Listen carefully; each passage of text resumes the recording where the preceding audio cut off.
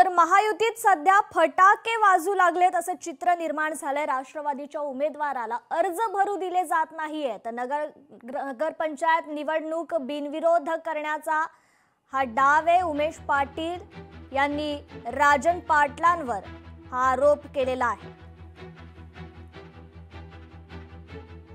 उज्ज्वला थेटे या अनगरच्या रहिवासी आहेत, मतदार आहेत आणि त्यांनी नगराध्यक्ष पदाच्या करता उमेदवारी अर्ज राष्ट्रवादी काँग्रेस पार्टी घड्याळाच्या चिन्हावर भरण्याच्या करता तयार केलेला आहे आणि आज त्या अर्ज भरायला येणार आहेत असं समजल्यानंतर अनगरच्या प्रत्येक रस्त्यावर सगळीकडे ट्रॅक्टर लावलेले आहेत। ऊसाचे ट्रॅक्टर लावून रस्ता अडवलेला आहे।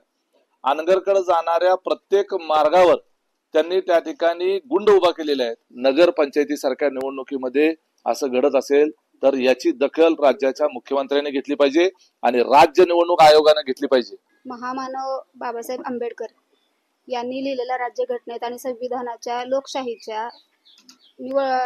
लोकशाही मार्गाने निवडणूक लढण्याचा मला अधिकार आहे।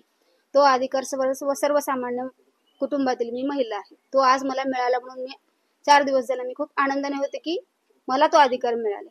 पण गेल्या आठवड्यामध्ये काय झालं, त्यांच्याकडून कुठेतरी बातमी लीक झाली, त्यांना माहिती झालं प्रतिस्पर्धी जे आहेत आमचे, ज्यांच्यासोबत आमचं वैर आहे। आता उद्या जरी जायचं म्हणलं तर उद्या हीच परिस्थिती असणार आहे। सगळे ट्रॅक्टर्स लावले जातील, सगळे पोलीस प्रशासन अनगरमध्ये जाऊन थांबले आणि इथं मी तशीच आहे। आज राज्याच्या गृहमंत्र्यांना देवेंद्र फडणवीस साहेबांना मला फक्त हाच प्रतिप्रश्न करायचा आहे की तुम्ही लाडकी बहीण म्हणून योजना आणलेली आहे, पण ही लाडकी बहीण आज मरणाच्या दारात आहे, तिला काय निवडणूक लढण्याचा अधिकार नाहीये का? शाही मराठी ऐका, पहा, जागरूक रहा।